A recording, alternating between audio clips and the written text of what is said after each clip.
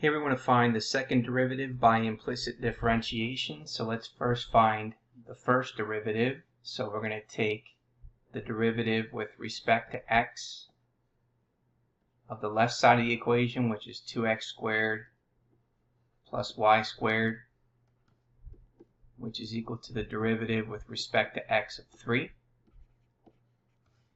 So if we take the derivative, we get 2x squared. The derivative of 2x squared is going to be 4x plus the derivative of y squared is 2y times y prime. And the derivative of 3 is going to give us 0.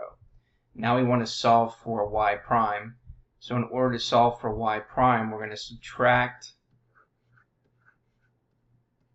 4x to both sides, and then divide both sides by 2y. And so therefore y prime is going to equal negative 2x over y. So therefore that represents the first derivative. Okay, so now what we want to do is we want to be able to now find the second derivative.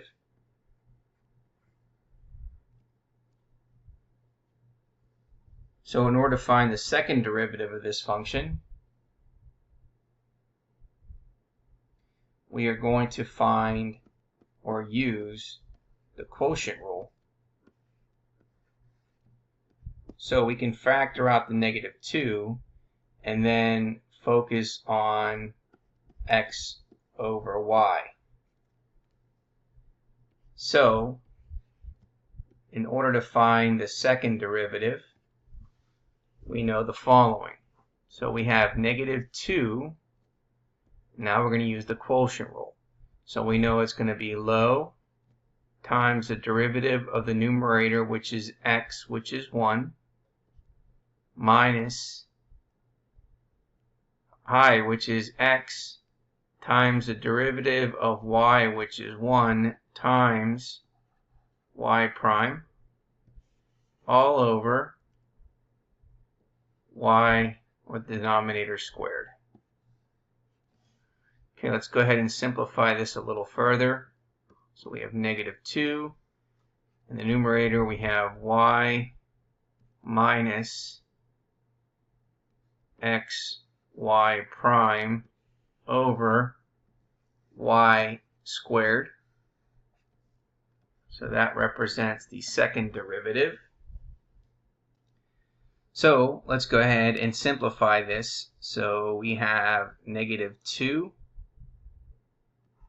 and then we have y minus x. Now we need to substitute what we found for y prime. Well, what we found for y prime here is what we got in the first step. So we're going to substitute that into negative 2x over y divided by y squared.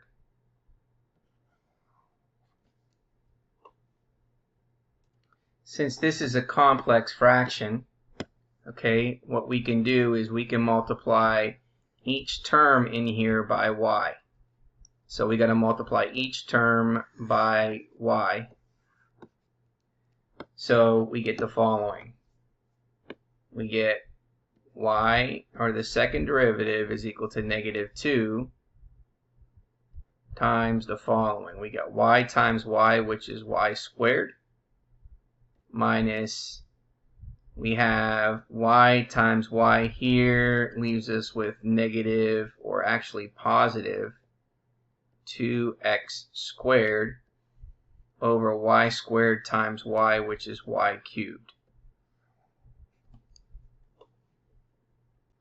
So now we can do another substitution, and that other substitution is the following. We know that this is the same thing as this original equation, and that original equation is equal to 3. So that means that we can substitute this for the value of 3. So now we have y double prime is equal to negative 2 times 3 over y cubed. And so if we multiply that by -2, we get the second derivative, which is going to equal -6 over y cubed. And therefore that represents the second derivative.